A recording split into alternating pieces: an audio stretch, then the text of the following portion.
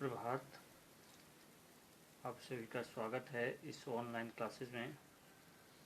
मैं Chandrashekhar Roy, assistant professor, Kashi Sahu college Seraikela, department of history, Kolhan university.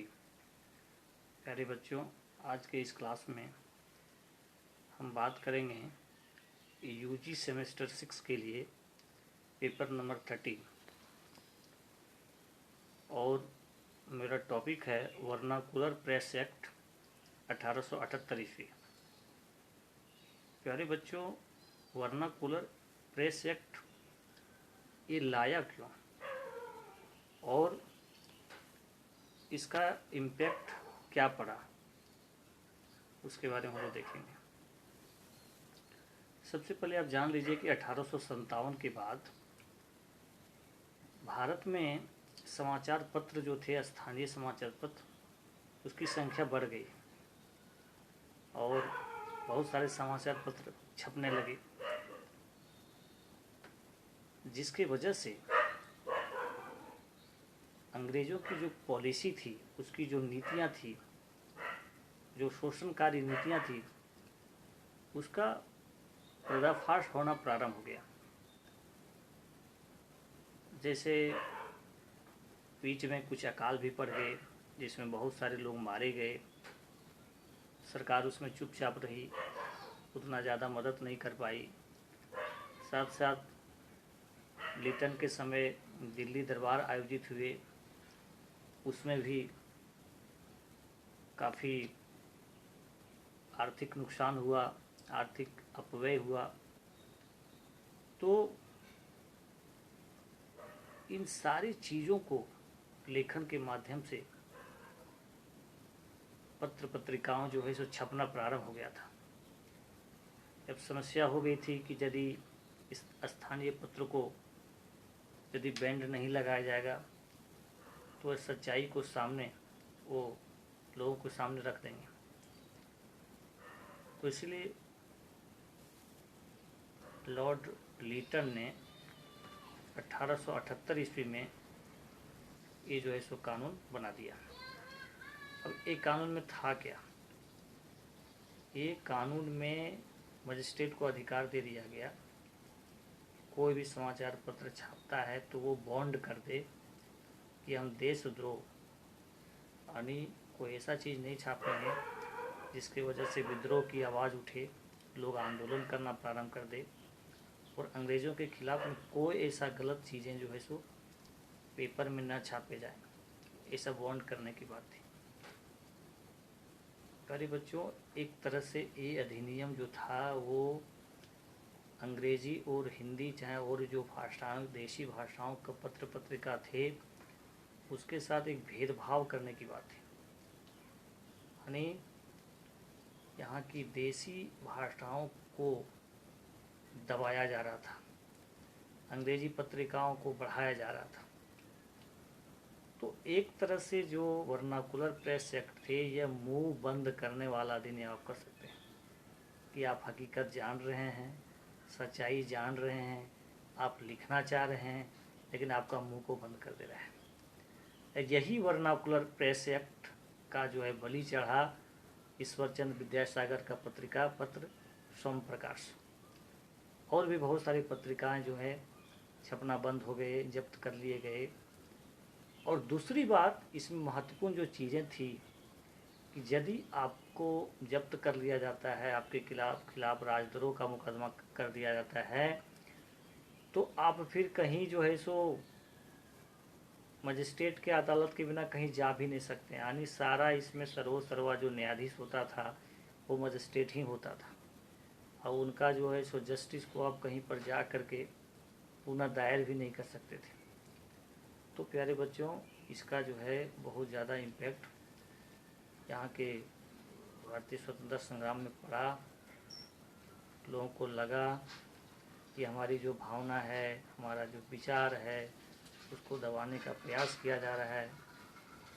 वो अंग्रेज़ों का एक षड्यंत्र था कि वो शोषण करते रहे, उनके खिलाफ में कोई बोलने वाला ना हो, ऐसी वो प्रयास कर रहे थे। तो वर्नाकुलर प्रेस एक्ट यदि आपकी परीक्षा में आते हैं तो उसका सबसे पहले जो क्यों लाया गया, कौन वाइसराय उस समय थे जिसने इसको लाया, और क्या प्रोविजंस थे, जैसे मैं आपको बताया कि ये बॉन्ड करना पड़ता था कि यदि आप देशद्रोह चाहे कोई वैसा अंग्रेज़ों के खिलाफ में कुछ वैसा छापे तो आपको देशद्रोह का मुकदमा चलेगा, आपकी जो भी है सब जब्त होगा। तो एक लोगों में जो डर का माहौल है उसको जो है सो बनाने का प्रयास किया, ताकि सच्चाई जानने के बावजूद भी वो मुकदर्शक बने रहे, कुछ बोले नहीं। तो इस तरह से ये जो लॉर्ड लिटन जो रहे, उनके कार्यकाल का ये सबसे घिनौना कार्य था। ये हमारे यहाँ के जो विचारक हुए, जो लेखक हुए, जो लेखन का कार्य करते थे, लोगों तक अपनी भावनाओं को पहुँचाने का काम करते थे, सच्चाई को बताने का काम करते थे, उनकी जो सोच है, उनकी जो विचार है, उनको इस मीडियम ये जो अधिनियम लाया उसने 1878 में वर्नाकुलर प्रेस एक्ट हमारी देशी भाषाओं पर करारा प्रहार था। करारा प्रहार था बच्चों कि आप जान रहे हैं सच्चाई, अब चुप रहिए। तो बहुत सारे जो देशी समाचार पत्र थे उसकी या नीतियों की आलोचना किए, लेकिन जो अंग्रेजी पत्रिका थी पायनियर नामक जैसी पत्रिका, इन्होंने इसकी बड़ाई की कि बहुत अच्छा अधिनियम है, ये अच्छा कदम है, अंग्रेज़ों के द्वारा जो भी निर्णय लिया गया है वो अच्छा निर्णय लिया गया है। लेकिन ये हमारी जो देशी भाषाएं हैं उसके लिए एक करारा प्रहार था, उसके साथ उसकी भावनाओं पर चोट थी, क्योंकि जैसे जैसे कुछ घटनाएं घटी थी, जैसे अकाल हुए थे, बहुत लोग मारे गए थे, अंग्रेज़ों के द्वारा कोई वैसा विशेष राहत नहीं किया गया, अनाज नहीं बंटवाई गई, कई लोग भूखे मर गए। तो उसका जो सच्चाई का पर्दाफाश है कि मान लीजिए वो शासन यहाँ कर रहे थे, उनके लिए व्यवस्था करना चाहिए था, अकाल में राहत पहुँचाना चाहिए था, तो ऐसा कुछ हुए नहीं। साथ ही साथ दिल्ली दरबार जैसा कार्यक्रम किए, अकाल से ग्रसित है, लोग भूखे मर रहे हैं, और आप जो है सो दरबार कर रहे हैं, उसमें कई लाखों करोड़ों रुपया खर्चा कर रहे हैं उसके स्वागत में। क्या ये उचित है प्यारे बच्चों? तो उचित और अनुचित, क्या उचित है क्या अनुचित है, इसी तो को बताने के लिए है ना मीडिया होता है। लेकिन मीडिया यहाँ इसको गूंगा बना दिया कि भैया तुम चुप रहो, तुम बोलो नहीं, यदि बोलने का प्रयास करोगे तो सदा के लिए तुम्हारा मुंह बंद हो जाएगा, मुकदमा झेलते रहोगे, जेल में बंद रहोगे, सारा चीज़ तुम्हारा जो रोजगार का साधन वो जब्त हो जाएगा।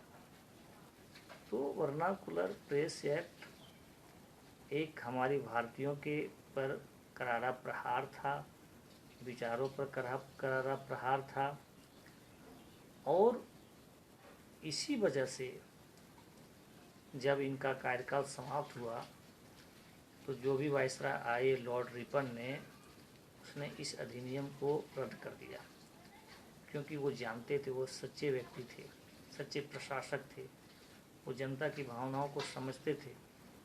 इसीलिए उसने लॉर्ड लिटन का जो अधिनियम था उसको रद्द कर दिया, प्रेस की स्वतंत्रता बहाल की, स्थानीय स्वशासन को बढ़ावा दिया।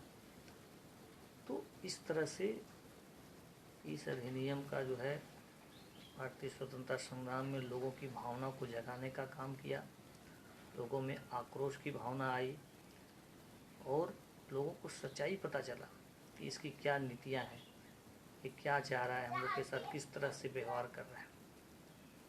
तो आज हम लोग वर्नाकुलर प्रेस एक्ट 1878 ईस्वी को देखने का प्रयास किए, इसके क्या प्रोविजंस थे, क्या प्रोविजंस सही थे, क्या गलत थे, और भारतीय स्वतंत्रता संग्राम में इसका क्या प्रभाव पड़ा, इस पर आप बात किए।